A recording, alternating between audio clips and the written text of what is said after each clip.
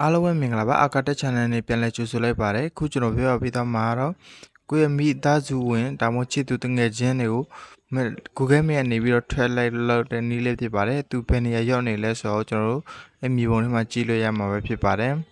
ဒါတော့တစ်ဖက်လူကလည်း internet ဖွင့်ထားဖို့လိုအပ်ပါမယ်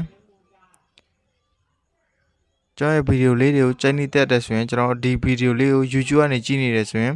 YouTube channel လေးကို subscribe နှိပ်သွားပေးဖို့တောင်းဆိုချင်ပါတယ်ဒါမှမဟုတ် Facebook ပေါ်နေကြည့်နေတယ်ဆိုတော့ Facebook မှာ like and follow လေးနှိပ်သွားပေးဖို့တောင်းဆိုချင်ပါတယ်ဒါဆိုရင်ဗီဒီယိုလေးကိုစလိုက်ကြရအောင်ကျွန်တော်တို့အဲ့ထွက်လုပ်ဖို့အတွက် software တစ်ခုလိုပါတယ်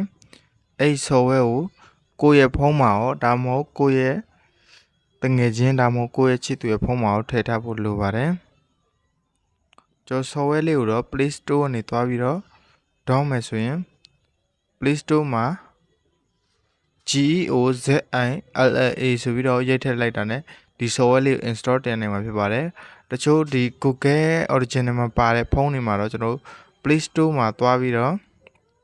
ဒီခဏနေရဲ့ APK 9လေးကိုရိုက်စားလိုက်ရင်ရပါတယ် GOZILLA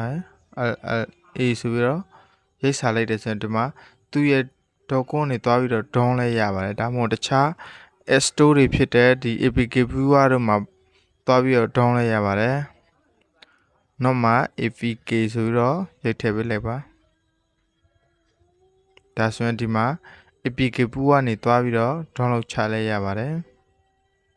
ဒီမှာပါဒီ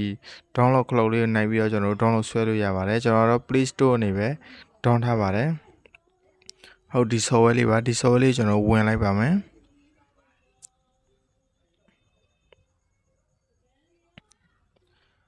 ပြီးရင်တော့သူကဒီလိုလေးပေါ်လာပါမယ်ကျွန်တော်တို့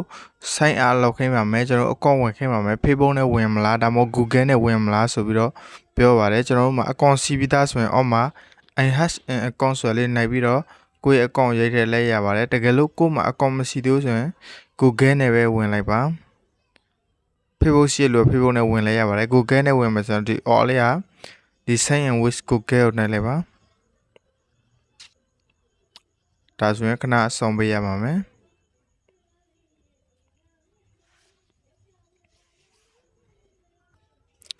ဟုတ်ဒီလိုလေးပေါ်လာပြီဆိုတော့ကိုကျိတ်နေတဲ့ရ account တစ်ခုခုနဲ့ login ဝင်လို့ရပါတယ်ကိုဝင်ချင်တဲ့ account လေးကိုနှိုက်လိုက်တာနဲ့ခဏဆောင်ပေးရပါမယ်ပြီးရင်တော့ဒီအဆင့်ရောက်လာလို့ဆိုရင်ကိုယ့်ရဲ့နာမည်ကိုရေးရပါမယ်ဥပမာကျွန်တော်တော့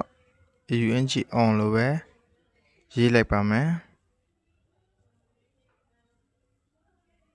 ကိုကြိုက်တဲ့နာမည်ရေးလို့ရပါတယ်ပြီးရင်တော့ continue ဆက်နိုင်ပါ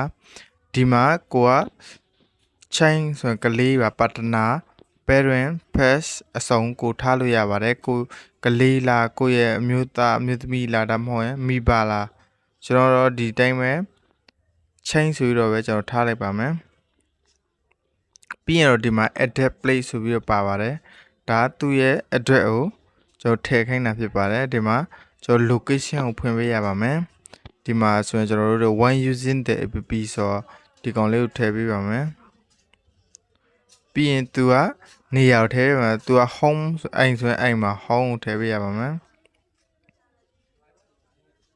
ပြီးရင်တော့ဒါဘယ်နေရာမှာရောက်နေလဲဆိုကျွန်တော်ရဲ့ location အတိအကျကိုကျွန်တော်တို့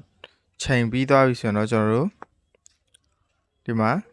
အပေါ်ဆုံး save ဆိုရဲနိုင်ပေးလိုက်ပါပြီးရင် continue နိုင်ပါပြီးရင်တော့ checking တွေလုပ်နေပါမယ်100ရာခိုင်နှုန်းပြည့်အောင်တစ်ချက်ဆောင်းလိုက်ပါ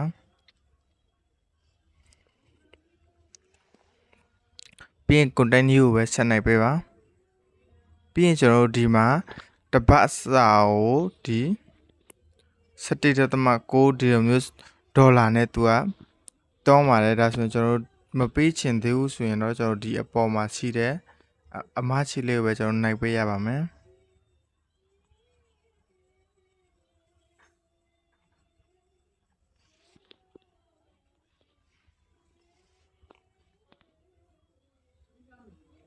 ပြီးရင်တော့ရပါပြီဒါဆိုရင်တော့ကျွန်တော်တို့ဒီမှာကျွန်တော်ရဲ့ဒီနေရာအခုရောက်ရှိနေတဲ့နေရာလေးကိုပြနေပါလိမ့်မယ်ဒါကိုယ့်ရဲ့ခုလက်ရှိရောက်ရှိနေတဲ့ဒီနေရာပါပြီးရင်တော့ကျွန်တော်တို့တခြားလူတစ်ယောက်ရဲ့ဒီနေရာကို အတူတူဆဲပြီးတော့ကြည့်ချင်တယ်ဆိုရင်တော့ကျွန်တော်တို့ထပ်ပြီးတော့ people ကိုပေါင်းထည့်ရမှာပါဘယ်လိုပေါင်းထည့်ရမလဲဆိုတော့ကျွန်တော်တို့ဒီ auto မှာ people ဆိုပြီးရှိပါတယ်အဲ့ people ထဲကိုဝင်မှာပြီးရင်ပေါ်လေးနည်းနည်းဆွဲတင်မှာပြီးရင်ဒီမှာ add a new member ဆိုတာလေးကိုနှိုက်ပါပြီးရင်ဒီမှာ QR ကိုစကန်ဒါမှမဟုတ်ဖုန်းနံပါတ်နဲ့ရထဲကဖုန်းနံပါတ်ဆိုတော့ तू ကအဲ့ဖုန်းနံပါတ်နဲ့ဒီအကောင့်ဖွင့်ထားမှာပါဒါမှမဟုတ်ဆိုတော့ကျွန်တော်တို့ဒီ QR ပဲစကန်လုပ်ပေးရပါမယ်ဒီမှာပါဒီ QR နံပါတ်ကိုဒီသူ့ရဲ့ဖုန်းထဲမှာစကန်လောက်ထားလိုက်တာ ਨੇ ဒီကိုသူလည်းမြင်ရတယ်သူ့လည်းကိုဘယ်နှရောက်နေလဲဆိုတော့မြင်ရပါတယ်ဒါတော့ link ဖွင့်ထားမှအဆင်ပြေပါတယ်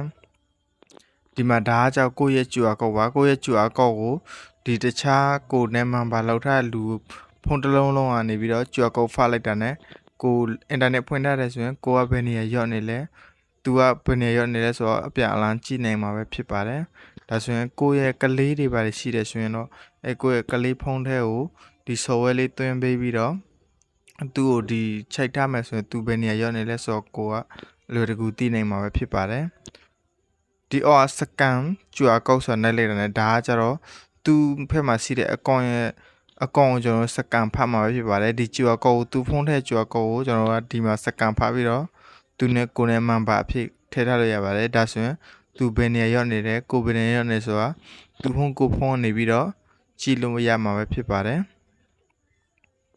အားလုံးပဲနားလည်သဘောပေါက်လိုက်မယ်လို့ထင်ပါတယ်